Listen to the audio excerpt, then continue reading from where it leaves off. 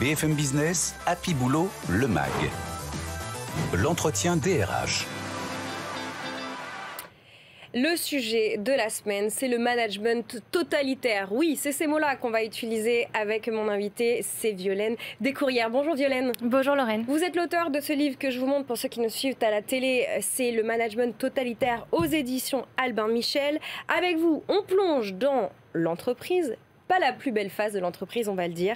Vous avez mené une enquête pendant 5 ans. C'est une enquête terrain. Décrivez-nous votre quotidien pendant 5 ans pour faire naître ce livre. Oui, alors le point de départ, déjà, la genèse de cette enquête, c'est quand moi-même j'ai été salariée. Donc, je travaillais dans une agence de communication et c'était il y a 7 ans. Et donc, je sortais d'une école un peu type école de commerce. J'étais très fière, j'étais très heureuse d'intégrer cette agence de communication qui était dans le 8e arrondissement de Paris. Et j'ai eu mon premier enfant. Et à mon retour de congé maternité, j'ai été convoquée un jour par le DRH, qui était un DRH de transition, parce que nous étions dans une période de réorganisation. Et il m'a convoquée avec une manager et ils m'ont demandé d'accepter une rupture conventionnelle sous peine d'être licenciée.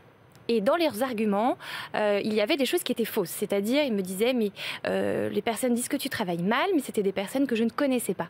Donc cet épisode m'a sidérée. Et ensuite, par la suite, j'ai vu des personnes autour de moi, des amis qui sortaient d'écoles un peu prestigieuses et puis qui ont été sous médicaments, ont fait des burn-out. J'ai trouvé que ça faisait un peu beaucoup. Et ce qui a déclenché ce livre, c'est lorsque j'ai un ami qui a fait un burn-out.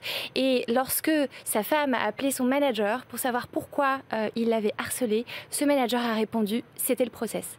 Je me suis dit, ça veut dire qu'il y a un vrai problème de déresponsabilisation dans l'entreprise. Déresponsabilisation, harcèlement, totalitaire, on utilise des mots qui peuvent faire peur. Alors ici à BFM Business, on est dans le monde de l'entreprise avec les côtés positifs et les côtés négatifs qu'on essaye d'aborder au quotidien. Une des choses qu'on peut retenir de votre livre, c'est l'exercice de différenciation que vous faites entre la recherche d'efficacité et l'idéologie de la performance qui explique, qui justifie, qui entraîne beaucoup des comportements que vous qualifiez de totalitaires dans ce livre. Expliquez-nous la différence entre ces deux termes, recherche d'efficacité versus idéologie de la performance. Oui, alors là-dessus, ce que je voudrais vraiment dire, c'est que j'ai été beaucoup voir des patrons et des anciens PDG.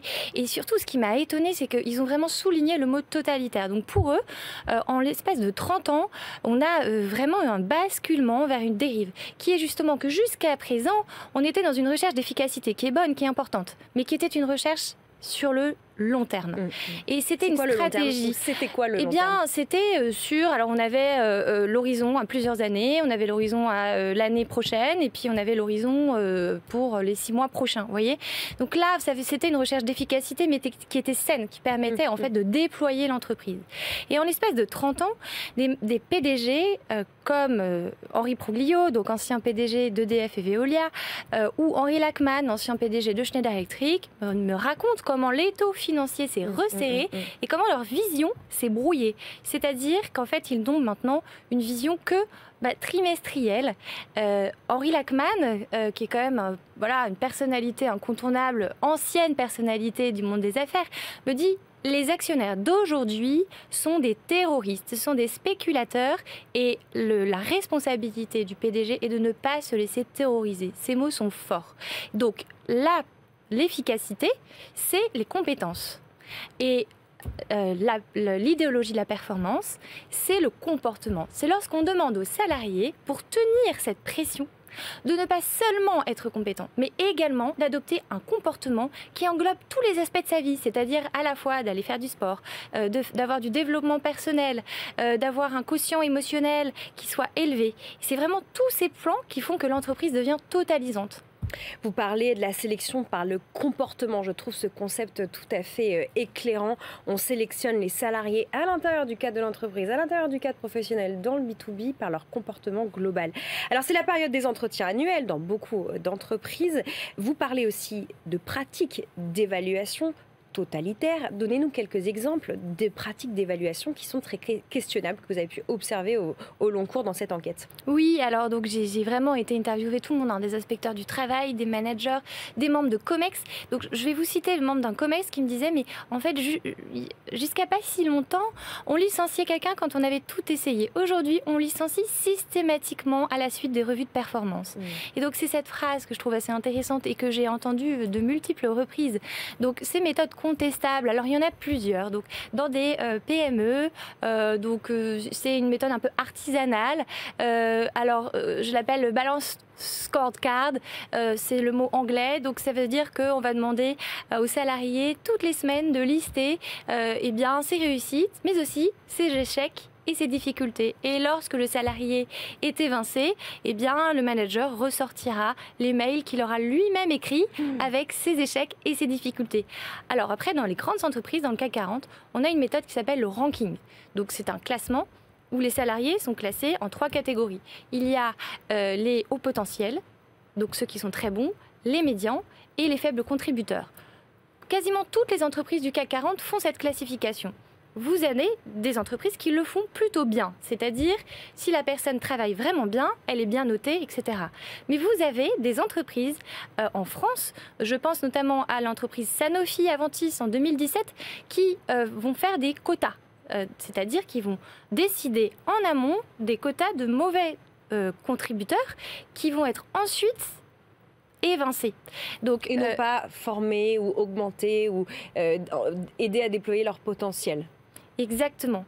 Et donc, cette pratique, c'est une pratique qui vient des États-Unis, de l'entreprise Microsoft. Et donc, cette pratique de quota, c'est-à-dire d'imposer un pourcentage, par exemple, vous allez dire, tiens, dans notre entreprise, vous allez mettre 10% des personnes de votre équipe dans les mauvais.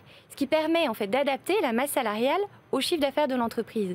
Eh bien, cette méthode, elle a été interdite par la Cour de cassation en 2013, mais en 2017, une entreprise comme Sanofi l'a pratiquée encore. Et aujourd'hui, les syndicats me confirment qu'on a des entreprises qui continuent de pratiquer. Voilà, je vous renvoie vers ce livre, Le management totalitaire de Violaine Descourières aux éditions Albin Michel. On apprend 1000 choses, on se regarde aussi un peu différemment après l'avoir lu quand on évolue dans un grand groupe, mais aussi dans une PME. Pour résumer, on est dans la critique au sens propre des mauvais points de la culture anglo-saxonne capitalistique et aussi quand même aussi de cette culture française, de notre culture française, notamment les hiérarchies. Le mélange des deux fait une assez mauvaise mixture, on va dire. Je vous renvoie vers ce livre. Merci beaucoup Violaine d'être venue en parler avec nous. Je rappelle que vous êtes journaliste à Marianne, l'hebdomadaire Marianne, et puis l'auteur de ce livre, Le management totalitaire. Restez avec nous, on va continuer à parler de top management, notamment les cadres de haut niveau qui se font virer du jour au lendemain. Comment rebondir, comment se refaire la cerise, on en parle dans quelques minutes. Restez avec nous.